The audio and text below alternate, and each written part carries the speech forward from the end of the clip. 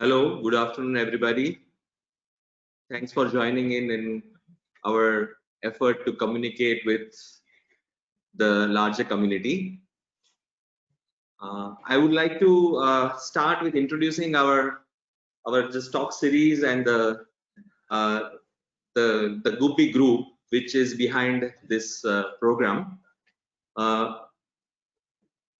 Alliance for Sustainable Habitat is a self-funded association of habitat professionals and researchers that seek to mainstream sustainability as a core concern in design, policy, and habitat management.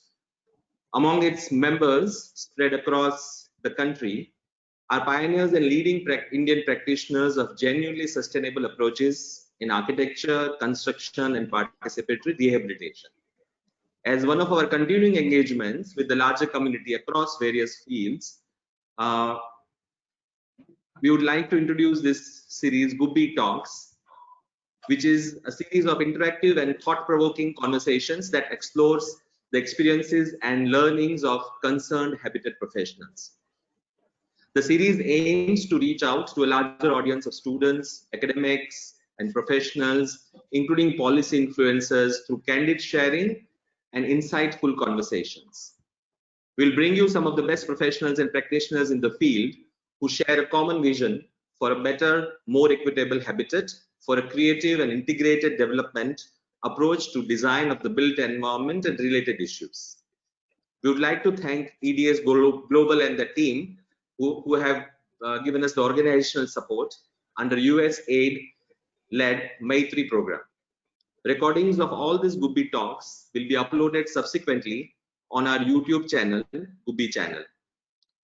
Now I would like to introduce two of my colleagues and friends from Guppy who are the presenters today and who have graciously offered to share their work at our request. Chitra Vishwanath, who is from Biome Environmental Solutions in Bengaluru, introduces herself in her own words. An architect by serendipity who is flowing through life stoically and huge load of doubt. Summing up, I am a short-term pessimist and a long-term optimist, a short fuzzy human. Kiran Vaghela, who mentors Studio Dot and is one of the founding members at Hunarshala Foundation in Bhuj, Gujarat. He is a dreamer, a poet, an artist, blurring boundaries between minimalism, traditions, and aesthetic expression, and his work and relationship with this community and context and the culture he has built lasting bridges between artisans, architecture, and art. We are also accompanied today two of our experienced colleagues, Siddharth Wig from Chandigarh and Suhasini Ayer Guiganm from Auroville. Both excellent architects and practitioners. Through their work over the last 3 decades, they have dealt with complex issues and challenges and opportunities of running a successful practice of ecologically sensitive architecture, planning, and design. They will be guiding us during these discussions through deep insights and understanding from their practice following the two presentations. Prachi and her team are hosts from EDS Global Delhi. She will moderate questions and comments. With this, I welcome you all and the presenters, Chitra. Downloaded just that I opened the wrong PPT. Okay. It happens, yeah. Yeah, now we can see it. You can see it. So, Yes. So one of the talks, yeah, in one of the Corona days. And so I begin with the fact that I wonder what exactly, how do I define frugality? So I searched, I read, and after much soul searching and looking for various meanings, what I really thought I would define frugality with is enjoying simple pleasures. And it's not this being cheap or saving money. So the question arises, what are the simple pleasures? And then simple pleasures in building in India, a tropical climate. And I feel that biggest pleasure is enjoying shade and a lovely breeze. And nothing more than this. Huh? Be in the open and enjoy watching your environment. Furthermore, when we start looking at frugality, what comes to mind is, especially in building, is how much material are we using or how less are we using. To me, this house in Assam is my favorite. With the two materials, it's both support, it's wall, it's windows, it allows for light, it allows for air, and a simple sheet above, just because there are no more thatch or can't be put by men who have gone out to work in other cities, a simple sheet. And then I call this the mother of all wattle and daub construction and of design, Gandhi's ashram at Wardha. Same in terms of walls, two materials. But what he does inside is beautiful. A lime wash, so you get a very nice white clean surface. But still, if you notice, the windows are the same materials which are part of the top. And the verandas are two layered. So one layer is semi-open. One layer, though being semi-open, is still like a living room, which you could enjoy. Then I go next to the Gandhi of South of architecture, and I see Baker. And this example of his I find extremely iconic, not only because it's of bricks, but also as simple as that. All the windows too are the same material, and the chairs and tables, except for the tabletop, everything is brick. Then I bring in our project. One of the projects which was done about, this is done in 1996, so 24 years back, meant in a place where we had to collect the water from the river, use it for agriculture. At the lower level is a stone tank and upper level simple bricks, stone cantilevered steps. And we were able to document it, go see it about a month back, and it's still the same.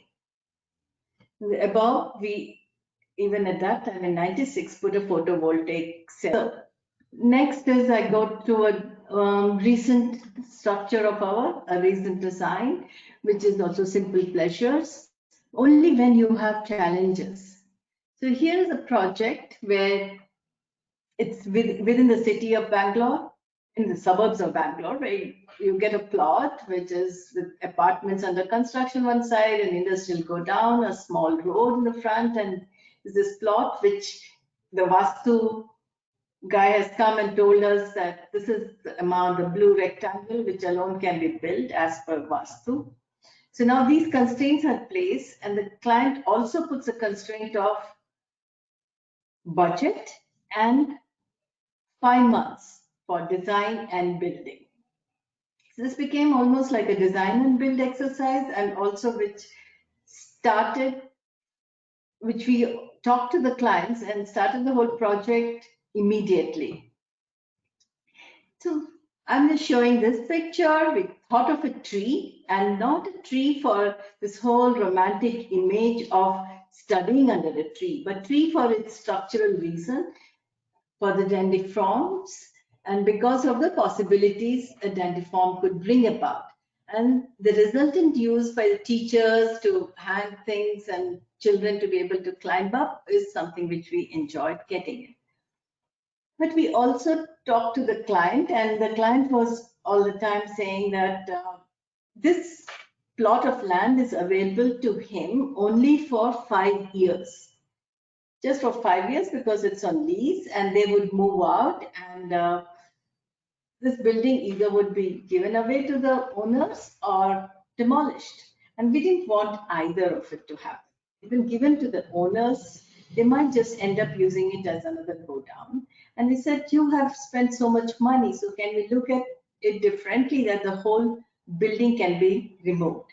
while we are talking this concept to him that the whole building can be dismantleable, we are also designing, and the tree form is continuing. The thought as a support, the model is made, and you have a lot of trees. We continue working at the model and creating the walls with both earth blocks and paper tubes in the design. And we talked to our structural engineer who, from our 16 trees within the building, pares it down to just about 8. And this is the structure of the column support. We had a contractor who didn't quite understand the column itself, even after all the drawings were done. So we made models of the joint. And while we were working at the level of the columns and structures, we also decided, can we see how much of the building can be dismantleable? So even at the foundation level, we are lucky to be in Bangalore, where we get granite slabs. So these granite slabs are used so that the plinth, the filling for the plinth doesn't come out, and except for the base where the concrete foundation is, besides that, everything else from this building can be taken and reused. So this facade is also load bearing, and facade is partly with earth blocks, very less of earth blocks, more of wood, aluminum windows, glass, steel, and louvers, a combination depending upon where we need for whatever purpose, air, light, and shade. This is how it looks inside. That's the tree. And this is how it's inside when you enter. So even the flooring was something we decided one could remove. So the flooring is paver blocks on quarry dust. So while you remove the paver blocks, you can also take away all of the quarry dust. In 5 years, the quarry dust is double the price. The furniture as well as divisions are all of paper. Everything can go back to nature. You can reuse it if need be. It's the 5th year. We don't know what the client is planning to do, but we have used a bit of earth blocks, and I want to tell the story of the earth block also. What was most interesting was, while we were talking to the client, we had decided who the contractor will be, and we were making this large basement. This is a basement with garden and a well. So we had lots of extra earth, and we made blocks at this site, which was luckily quite empty around, so extra blocks could be made and kept, and they were used in the building. In this way, we almost didn't get any of the blocks from anywhere else, but from our own site. So our own buildings gave the earth for building here.